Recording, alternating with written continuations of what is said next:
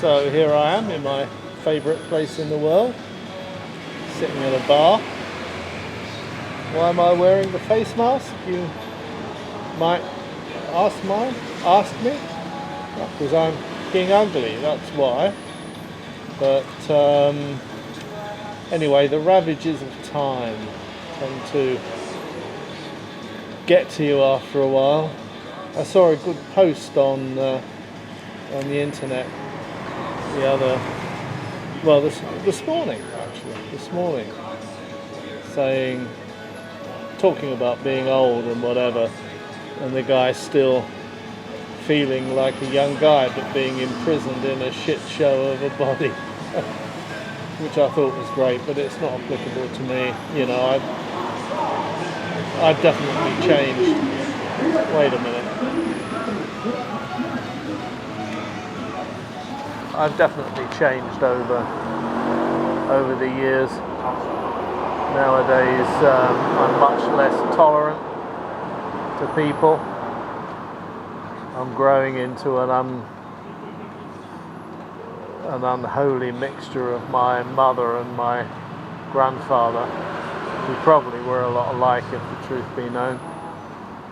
So I don't have any of my father's affability.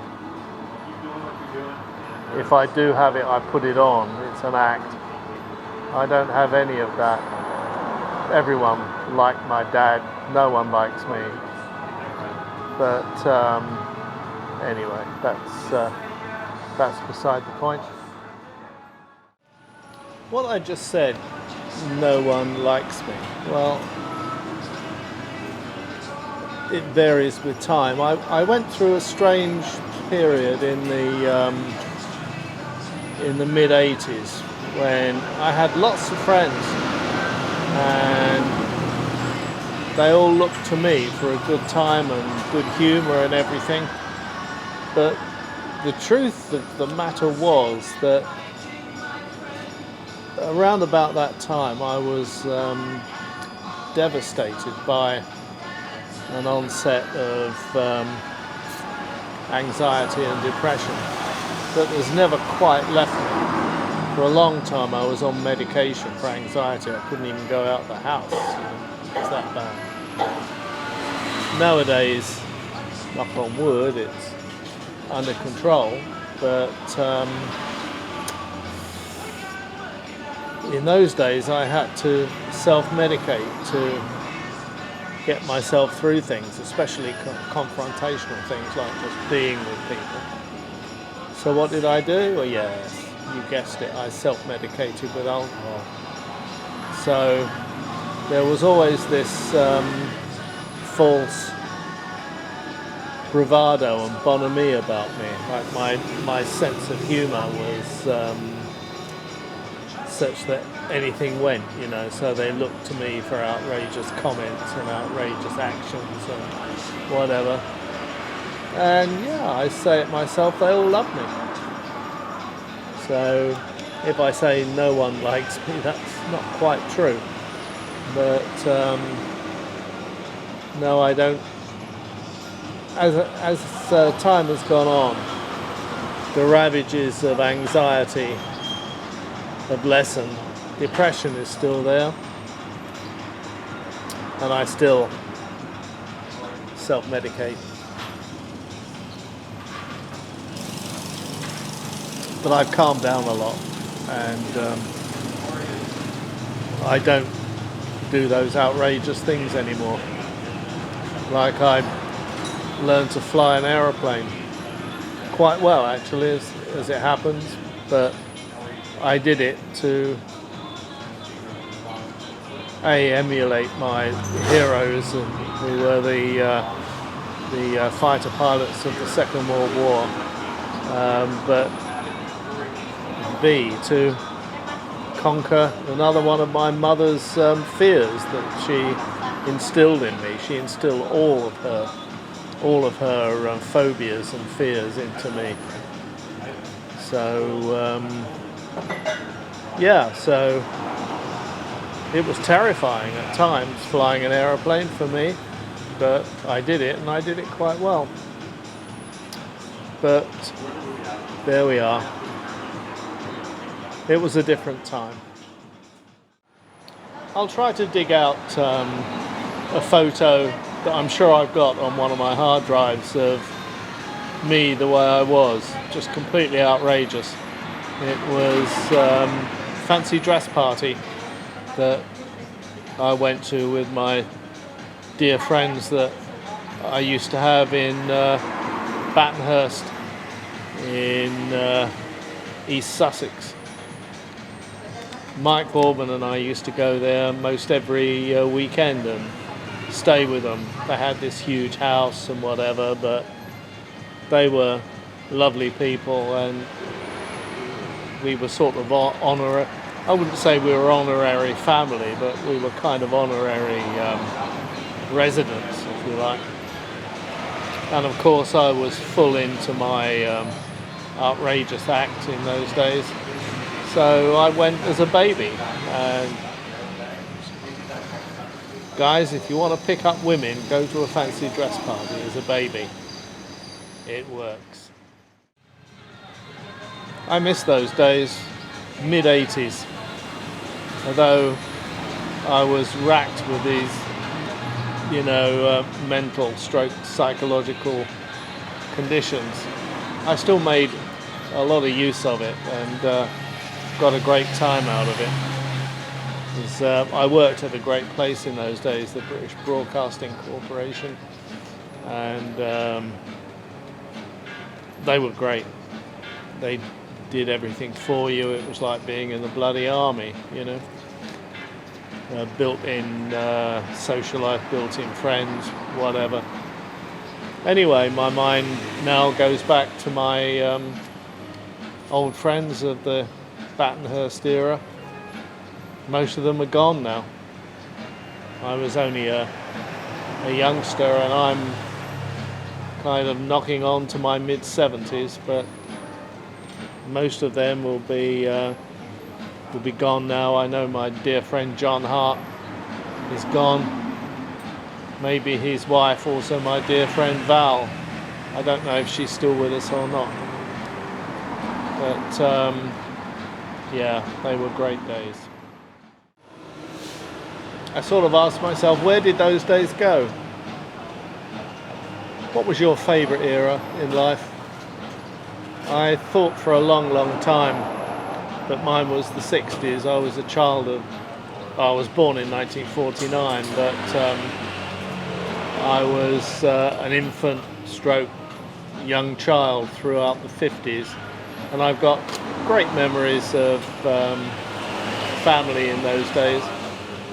Going through the 60s, my mum and dad were still alive, and the 60s was a great time to be a teenager. Everything was opening out, everything was new, and it's difficult to explain it. When the Beatles were releasing their very first records, they were huge hits, and even my mum was with me and wondering what the next Beatles record was going to sound like, because everyone was different. And I love their records, their early records to this day. In fact, I posted a link on YouTube the other day about with a really good cover band playing their songs throughout their career, and the early ones were always my favourites. But if you had to ask me what my favourite time was, era, it was the 70s. I joined the BBC in 1971 and instantly got a brand new circle of friends. It was a little bit like joining the army. The people you met when you join the army stay with you forever, And although we don't see each other anymore, we're still in contact on social media. We were very close in those days. all the way through the 70s with live-in courses at the BBC's training centre in Wood Norton. If that doesn't make young men bond, then I don't know what will. Yeah, it's just like being in the bloody army. And then there were my personal relationships. I must admit, not too hot was the fact that I didn't really have much success with women in those days, whatever days you may ask. But I don't know, they didn't get along with the persona that I pushed forward. They did in my 80s persona, you know, when I was just completely out of it, and yeah, I got a few girlfriends then. But in the 70s, when I was serious, before the ravages of anxiety and whatever struck the real me, I didn't have all that much luck with women. I wonder what happened to the ones that I did know. The BBC was so good to us, they even put me up together with other newbies in a hostel in central London. It must have cost them a fortune, called the Redbourne Hostel. And I met some really nice people there, girls too.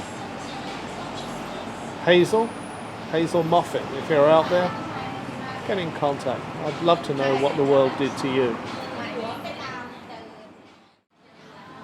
But the thing that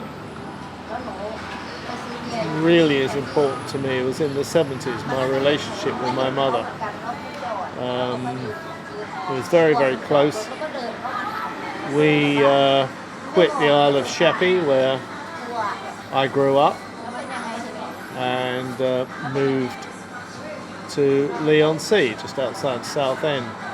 And with my mother's help, I bought this little bungalow, and we moved in there together, and we were we were like peas and carrots. It was fantastic. We used to go out for the day together on long car rides. If we wanted to go to, let's say, the Navy Air Display at Yeovilton in Somerset, we'd set off at 4 o'clock in the morning in my little sports car and drive it with the top down and go to Yeovilton, enjoy the air day, and then drive all the way back again. You know, with your mum, it was just magic, wasn't it? And I just remember being so close to her in those days. And then came, just to round off that story, and then came the 80s. We moved, I spent some time in Bristol, where I bought a house, and my mum come and lived with me there, and we got along okay there, no problem. Moved back to Essex, Leigh-on-Sea again, bought another house, and there was something really, really bad about that house. Something really, really nasty. Right from square one, it had a bad feeling about it. I mean, the front bedroom was just beyond belief. Rumour had it that an old lady lived there before us, and she died in that front bedroom. I'll get back to that at the end of this video. But from that point on, we were into the 80s, and I know that in this particular time my anxiety and depression kicked in. But my mother became some kind of enemy to me, and there was this little voice in my head saying that you should kill her, and it was terrible. I just had to fight that down all the time. There was that someone, something in that horrible house trying to goad me to do something, or was it my own mental instability? Who knows? I hasten to add, this is only from about the mid-80s onwards. the early 80s when we were there, we did exactly the same thing. We rode around, we did lots of house improvements together, it was fine. But it's almost like a switch changing around about 1984, 1985-ish, bam, just like that. It's very hard to believe. So the 80s, I started off this video by saying I had some great times in the 80s due to self-medication, but the 70s was my favourite era. And to kind of end up this story, around about 2003-04, when I was working in the USA and I got the phone call that my mother had died. I had to go back and I had to clear out that house, and sell it. And I remember distinctly going into that front bedroom and clearing out her stuff from the cupboards and whatever, but oh my God, I hated that room. I hated that front bedroom. I was too scared to sleep in it. I slept downstairs in